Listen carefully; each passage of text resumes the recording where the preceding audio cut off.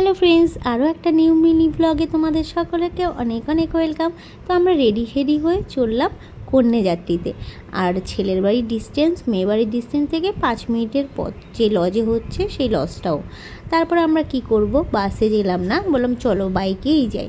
তো বাইকে আমরা 3 জন চললাম আর মা বাসে গেছিলো। আর দেখো এসেই ও এদিক ওদিক চারিদিক তাকাচ্ছে। আর এই যে এই কাকায়ের সঙ্গে কথা বলছে, যে এই কাকাই ওকে সুন্দর সুন্দর ছবি তুলে দেয়।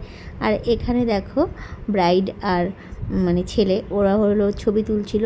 আর এই যে দুটো বোন, এদের সঙ্গে কিন্তু বিয়েবাড়িতেই পরিচয় হয়েছে। আর পরিচয় হয়ে খুব ভালো লেগেছে, একটা খুব সুন্দর রিলেশান তৈরি হয়ে গেছে। তারপরে এখানে গিয়েও কিছু স্টার্টারে কিছু নিল, চিকেন পকোড়া এটা সেটা। আর ও ঠাম্মির কোলে ঘুরছে, দেখো ঠাম্মির কোলে এদিক ওদিক তাকিয়ে বেড়াচ্ছে। এত আলো, এত ভিড়ভাট্টা, আর ওর না বেশ গরম লাগছিল, এত লাইট আর এত ভিড়ভাট্টা এর জন্য।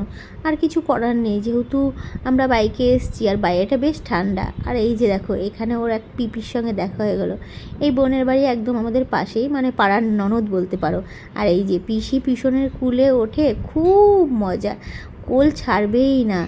আর ওর পিসি পিছনও খুব ওকে ভালোবাসছে, এদিক ওদিক তাকাচ্ছে। আর অনেকটা সময় ওদের সঙ্গে কাটিয়েছে, ঘুরেছে, ওর কিছু হবে তাই ও এদিক ওদিক তাকিয়েই যাচ্ছে। তারপরে এই যে আমরা মকটেল নিচ্ছিলাম, যে কী করে কেউ কোনটা মকটেল নেবে, আমি একটা চুজ করলাম। আর এইখানে দেখো বাবুকে তো ও ছাড়ছেই না, কেউ বলবে ওকে যে ও ক্লাস 10-এ উঠলো।